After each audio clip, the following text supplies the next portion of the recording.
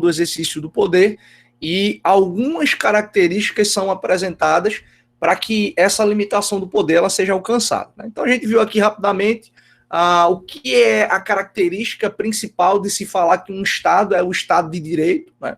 A gente viu aqui a ideia do princípio da legalidade, né? A ideia de segurança jurídica, enfim, a gente tentou qualificar o máximo possível a ideia de um Estado de Direito. E a gente também começou, e foi isso que inclusive terminamos falando na aula passada, a gente começou a tentar caracterizar a ideia de um Estado liberal. Né? Por que Estado liberal de direito? Já vimos o que caracteriza essa expressão do Estado moderno, a partir da lógica do direito, né? O governo das leis, a limitação através da lei, o princípio da legalidade, e agora o que caracteriza um Estado como um Estado liberal. Basicamente, pessoal, quando a gente ouve a expressão, né, falar sobre liberalismo, é muito comum a gente fazer remissão apenas à ideia de liberalismo econômico, né, falar de uma livre iniciativa, de uma ausência de interferência do Estado nas relações econômicas, garantir ao indivíduo o máximo de liberdade possível para que ele possa travar relações comerciais, para que ele possa obter, né, lucros a partir da compra livre de produtos, de bens e de serviços, a partir da troca, a partir da produção. Mas o liberalismo, né, enquanto teoria, né, por assim dizer, teoria que pode ser estudada pela filosofia política, pela ciência política, enfim, enquanto um conjunto, né, uma perspectiva teórica, o liberalismo ele é muito mais amplo do que simplesmente falar de uma perspectiva de liberalismo econômico. O liberalismo, ou como a doutrina costuma chamar, esse núcleo econômico do liberalismo, ele é um núcleo dentro de um todo. Ele é um elemento dentro de um todo que precisa ser levado em consideração. Eu vou falar, inclusive, rapidamente hoje sobre essa ideia do liberalismo econômico, mas nós terminamos o encontro passado discutindo a ideia do liberalismo político. O que é que isso representa? Qual é a ideia? Não é? A lógica aqui do liberalismo político, e daqui a pouco eu faço a projeção para vocês na tela, é como se a gente visualizasse a materialização de instrumentos que limitam o exercício do poder.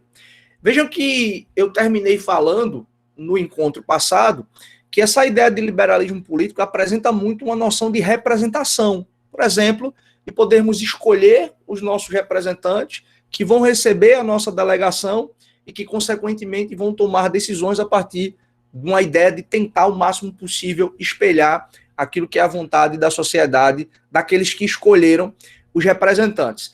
Dentro ainda dessa lógica do liberalismo político, né, enquanto ideia de materialização da limitação do exercício do poder, se fala da lógica também de um Estado constitucional. Eu nem vou falar sobre isso agora, porque tem um ponto da nossa disciplina em que a gente vai discutir essa ideia de Estado constitucional, mas quando você tem uma Constituição, é uma ideia muito parecida com aquela que eu falei na aula passada, quando disse para vocês sobre a noção de Carta de Direitos, aquela carta lá de 1689 na Inglaterra, Bill of Rights. Quando você tem uma declaração, uma Carta de Direitos, essa Carta de Direitos vai impor limites ao exercício do poder político. Então, o governante vai poder fazer o que ele quiser, ele vai ter que respeitar a liberdade, a propriedade.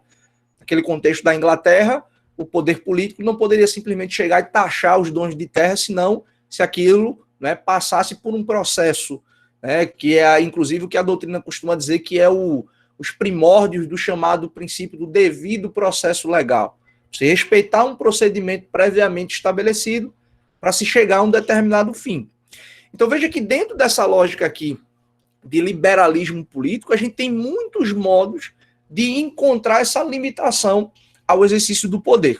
E aí, já começando a fazer a projeção aqui, vai aparecer na telinha exatamente, né, o que a gente terminou de observar no encontro passado.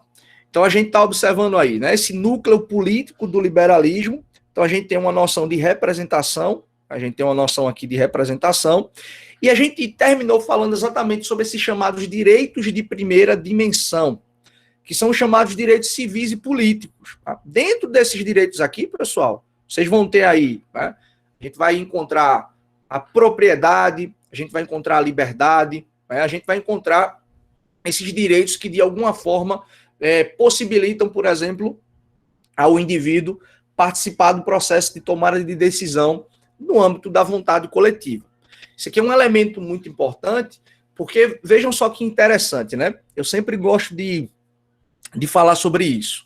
Não sei se vocês perceberam, eu coloquei aí na tela assim, eu disse assim, ó, esse contexto aqui do Estado liberal de direito, esse contexto aqui das revoluções liberais do século XVIII, eles trouxeram alguns elementos que são importantes a gente refletir até hoje.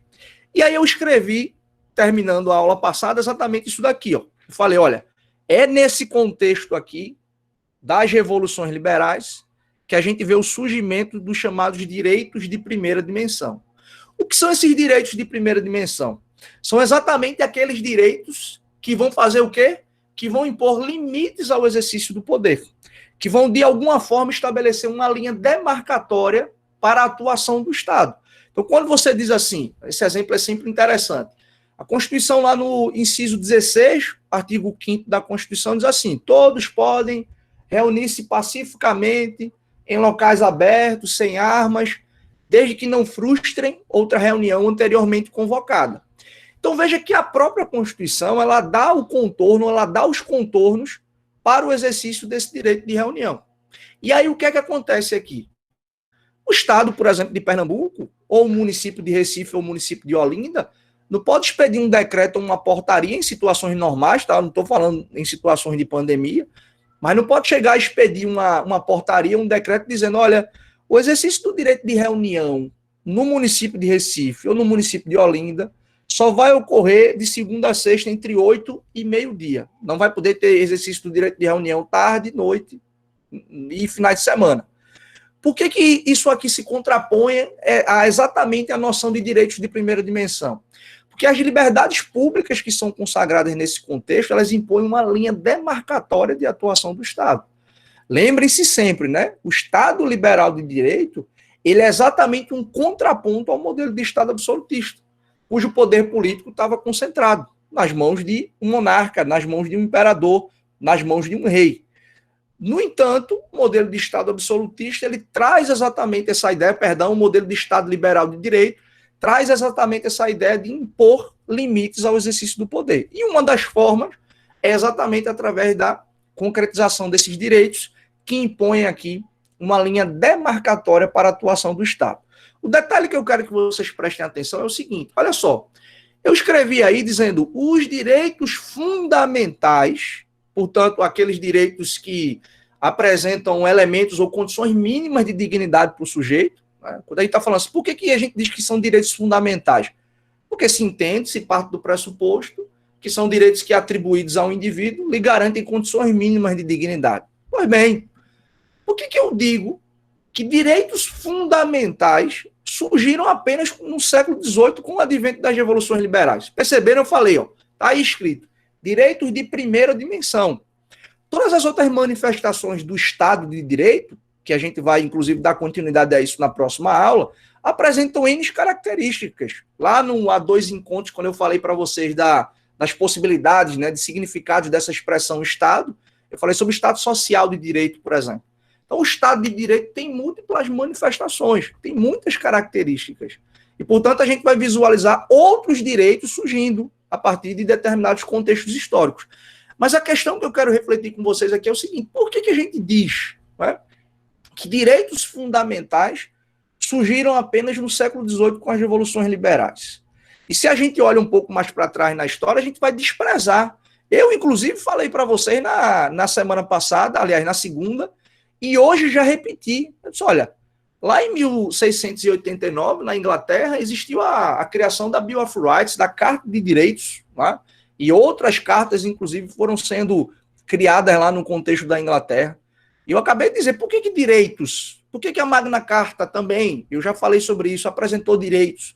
Por que outras experiências, outros modelos de estados antigos, por exemplo, Roma, Grécia, o próprio Egito, o povo hebreu, tinha de alguma forma, né, um modo de organização da sociedade que tinha direitos, que tinha obrigações, mas por que só com o século XVIII a gente vai falar dessa ideia de direitos fundamentais? Eu quero que vocês prestem muita atenção. Eu realmente achei que eu tinha colocado aqui no slide, mas vi que não tinha colocado, mas isso é muito simples. Sei que vocês são muito ágeis aí na internet. Se vocês colocarem aí a Declaração dos Direitos do Homem e do Cidadão de 1789, que foi a Declaração Oriunda, né? Uma espécie de carta de vitória da Revolução Francesa, né, que foi feita exatamente pelos revolucionários, uma carta, né, uma declaração dos direitos do homem e do cidadão. E alguns anos antes, né, 2 anos antes, em 1787, a Constituição Americana. Se vocês botarem aí na internet e de repente copiarem aqui os primeiros artigos e colocarem aqui, vocês vão ver. Há uma peculiaridade que precisa ser observada, que faz toda a diferença para a gente dizer que direitos fundamentais surgiram no século XVIII. Qual é?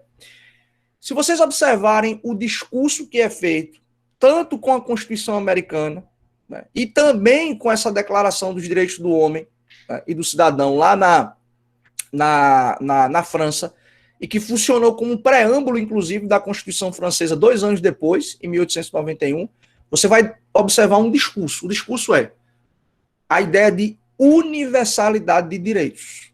A ideia de se falar que todos nascem, né, livres, né, e todos nascem livres, e todos nós somos detentores de direitos e obrigações de igual modo. Então, olha, os homens nascem e são livres e iguais em direitos. Então, perceba que o discurso aqui, desse texto que Felipe acabou de colocar, né, se puder colocar o do outro documento também, dá para a gente fazer um paralelo aqui bem tranquilo. Você vai ver que esses dois documentos, eles apresentam uma ideia de universalidade. De se falar de direitos, por exemplo, que isso é marco do liberalismo, de se falar de propriedade, de se falar sobre liberdades públicas, né, incluindo aí a liberdade de expressão, a liberdade econômica e etc., né, o direito à vida. Esses direitos caracterizados como direitos liberais, esse discurso de que os direitos são estendidos a todos e que nós nascemos livres, né, iguais em direitos e obrigações, por exemplo, é um discurso que vem exatamente com as revoluções do século XVIII. Sabe por quê? Porque até então, as experiências que existiam de documentos, de declarações de direitos, de leis, de ordem jurídica em determinados países, o discurso de se atribuir direitos era um discurso voltado para uma classe específica, para um grupo específico. Não era esse discurso de universalidade que os movimentos, né, as revoluções liberais do século XVIII apresentaram. Por isso que é importante a gente perceber e olhar assim, e soar até meio estranho. Como é que a gente vai dizer que existem direitos fundamentais apenas no século XVIII, se a gente já ouviu falar de muitas experiências anteriores? Exatamente por conta desse detalhe. Aqui a gente está falando de uma mudança de discurso, de se falar com essas revoluções que os direitos são extensíveis a todos, e não a um grupo específico, como era na Inglaterra, por exemplo. A Magna Carta inglesa, quando ela foi criada e trouxe direitos, ela trouxe direitos para os donos de terras, né? Grupos específicos da sociedade, à época, não foram alcançados por determinados direitos. E olhe, tá, pessoal, que do ponto de vista teórico, a gente até diz, assim, dessa ideia de universalidade, sim, importante, né? Constituição Americana, a Declaração dos Direitos do Homem e do Cidadão falam aqui dessa ideia que nós estamos tratando de universalidade de direitos, mas ainda assim é um discurso que a gente precisa ter um pouco de cuidado para observar. Porque, por exemplo, não se falava de sufrágio universal, apesar do liberalismo político, apesar desse núcleo político do liberalismo de falar de representação. O voto era censitário, por exemplo, determinadas pessoas que tinham uma qualificação, que tinha posse. Isso no Brasil existiu até, né, o início do século XX. Vejam que recentemente se falou até da... A gente teve até a oportunidade de conversar rapidamente sobre isso há alguns dias. Só em 1934 que a Constituição entrincheirou no seu conteúdo o voto da mulher. A gente teve historicamente no Brasil a ideia do voto ser restrito a muita gente. Paulatinamente a gente teve movimento sufragista, movimento de ampliação de direitos políticos que levaram à possibilidade de extinção desses direitos para outros grupos. Não é? Então a gente olha esses dois elementos aqui com cuidado. Por que direitos fundamentais? Porque é nesse contexto que surgem as primeiras declarações, tratando de uma universalidade de direitos, ainda que na prática isso de fato não ocorresse.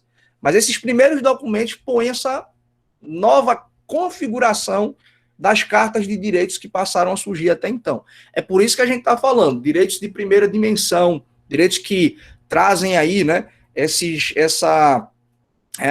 prerrogativas do cidadão, né, quanto à propriedade, quanto à liberdade, quanto ao direito à vida, tá? Então, isso aqui, ó, pessoal, esses direitos fundamentais de primeira dimensão são aqueles direitos que a doutrina severa que são direitos negativos. Negativos não no sentido ruim da expressão, por assim dizer, né? Mas negativos no sentido de que esses direitos, eles impõem um não fazer ao Estado. Então, o Estado, você tem uma linha demarcatória, né? As revoluções liberais se preocuparam muito com essa ideia de limitação do exercício do poder. Então, a linha demarcatória era para o Estado não avançar, não ingerir abusivamente na autonomia do indivíduo. Né? Então, isso aqui é uma característica disso que nós estamos chamando de liberalismo político, ok? Um outro núcleo que a gente pode observar aqui também, dentro dessa ideia de Estado liberal, é exatamente o núcleo, né, do que nós vamos chamar aqui de liberalismo econômico, ok? A obra mais conhecida, né, que deu margem a essa ideia aqui, é A Riqueza das Nações, de Adam Smith, em que ele defende a ideia de uma ampla liberdade para o indivíduo, para que ele pudesse travar suas relações econômicas, para que ele pudesse comprar, vender, negociar, obter lucro, e o Estado deveria estar ausente dessas questões econômicas. A sociedade, aquilo que se fala de mercado, né, muita gente até tem criticado hoje, dizendo que em nenhum momento Adam Smith fala dessa ideia de mão invisível, mas o que naturalmente se chegou, né, as narrativas que chegaram para a gente, era de que essa ideia de uma ausência do Estado das relações econômicas, elas permitiriam uma espécie de acomodações de interesses. Então, o mercado iria caminhar de acordo com as demandas que surgissem, né? Oferta e demanda. Se você tem alguém ali necessitado de determinado serviço, o mercado se encarregaria de fazer surgir alguém que iria prestar algum serviço, oferecer algum tipo de produto que atendesse aos interesses daquele determinado indivíduo, daquele determinado grupo. Então, a ideia aqui, né, que caracteriza também esse modelo de Estado liberal de direito, é uma influência desse chamado liberalismo econômico, a partir da obra de Adam Smith, né, A Riqueza das Nações, buscando, né, uma ausência do Estado nessas relações econômicas e garantir aí a liberdade do indivíduo no que diz respeito às negociações, às compras, às relações contratuais, né? Lembre-se que a gente já tinha minimamente ali uma ideia de busca pela legalidade e pela segurança jurídica, né? Então, o indivíduo, o Estado garantindo, né, a segurança, garantindo a propriedade e não interferindo no que diz respeito aos aspectos econômicos, estaria cumprindo a sua finalidade existencial. Então, esse é um núcleo que a gente vai visualizar, né, do liberalismo econômico que influencia esse contexto aí das revoluções do século XX, até do século XVIII, perdão, até um detalhezinho interessante, porque a gente, de repente, pode ser tentado a pensar, mas, Helder, no Estado absolutista não existiam relações econômicas, não, porque a gente ouve até um pouco mais antes, falar de mercantilismo, de trocas, de relações econômicas. Veja, já existiam, obviamente, já se estava, né?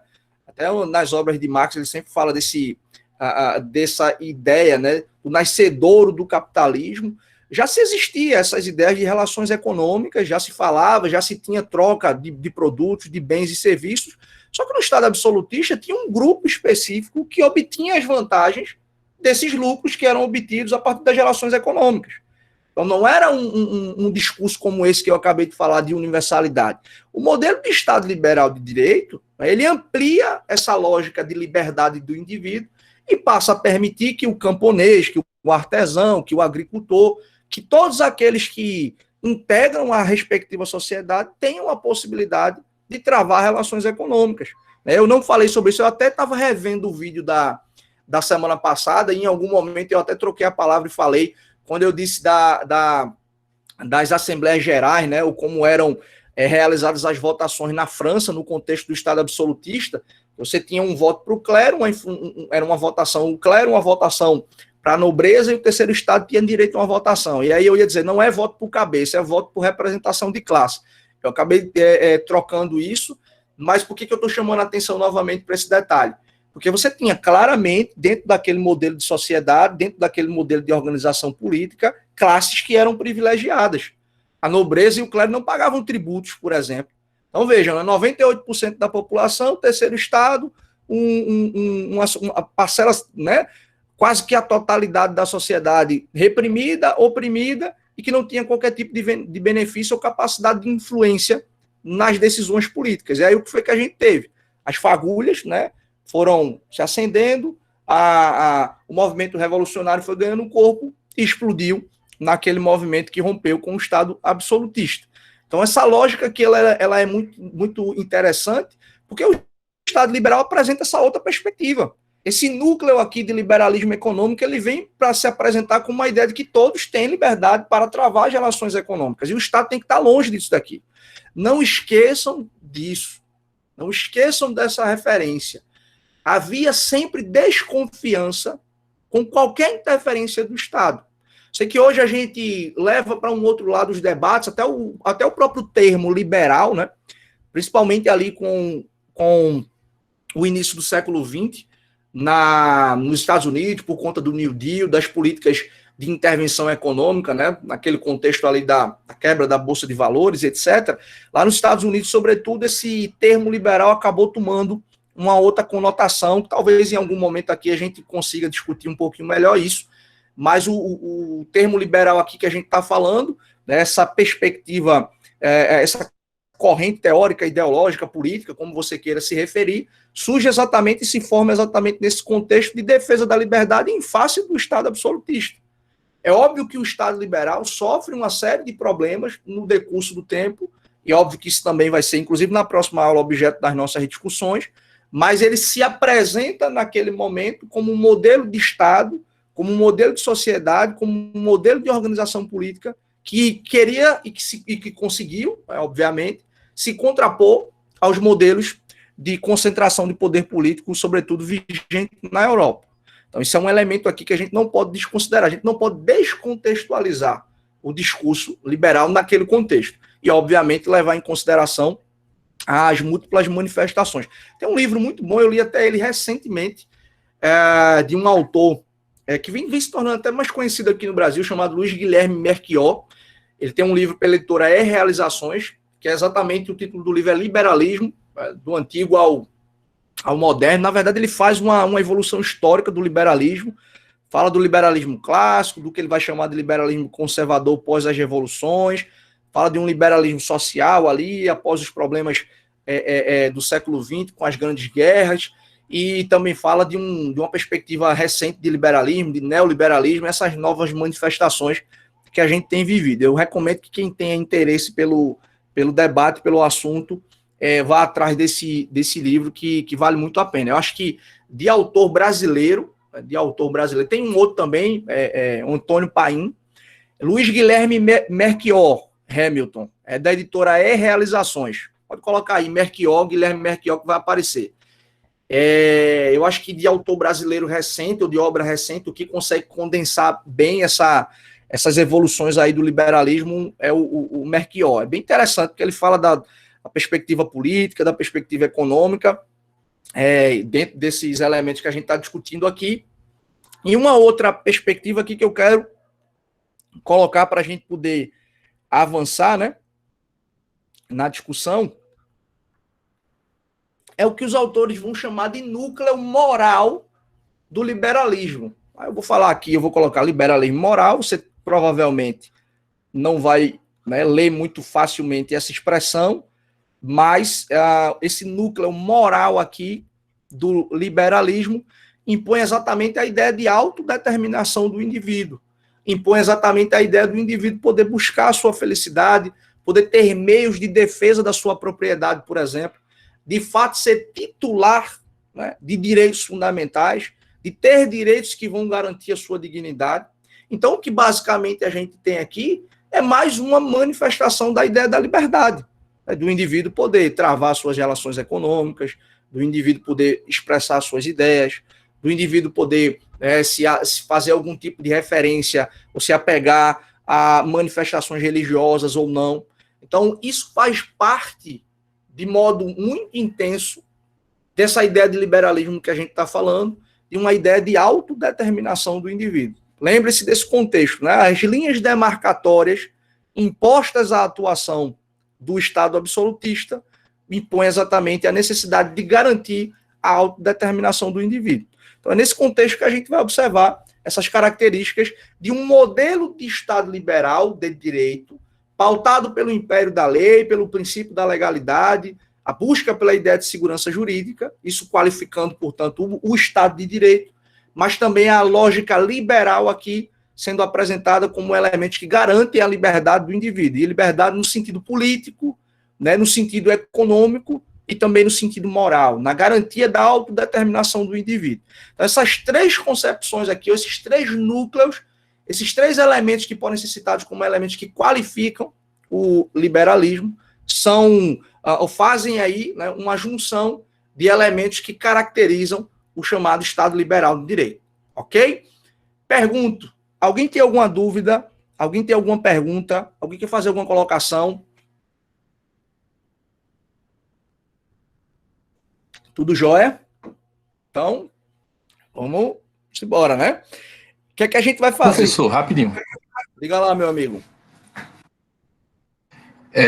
Países considerados comunistas, eles pregam esse liberalismo moral e econômico ou não? Veja, essa tua pergunta ela é complexa, viu, Paulo?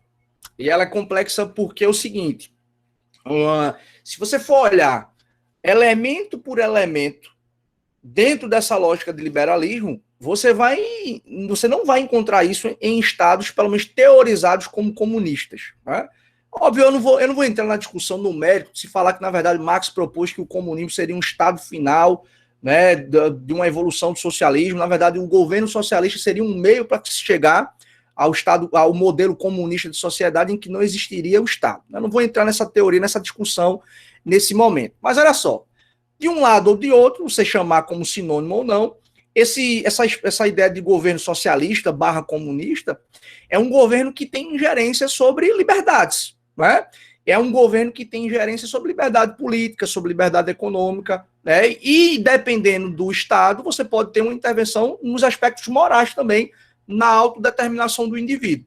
Talvez você esteja perguntando isso por conta de uma discussão política que a gente tem no Brasil, e um grupo político ideológico, por exemplo, quem se considera de esquerda e é progressista, defende uma autonomia moral e uma individualidade, né, que o sujeito pode se autodeterminar do modo como ele bem entender, nas mais diversas esferas, né, a esfera pessoal, profissional, da vida em comunidade. Então, aqui a gente tem uma lógica de defesa, de fato, dessa autonomia moral ou dessa liberdade moral de quem se considera progressista, de quem se considera de esquerda. Mas o modelo que está se falando aqui de Estado, né, comunista, de um governo interventor, ao menos o elemento político de representação, a autodeterminação, e o elemento econômico fica prejudicado e, portanto, não seria compatível, né, porque é uma outra lógica.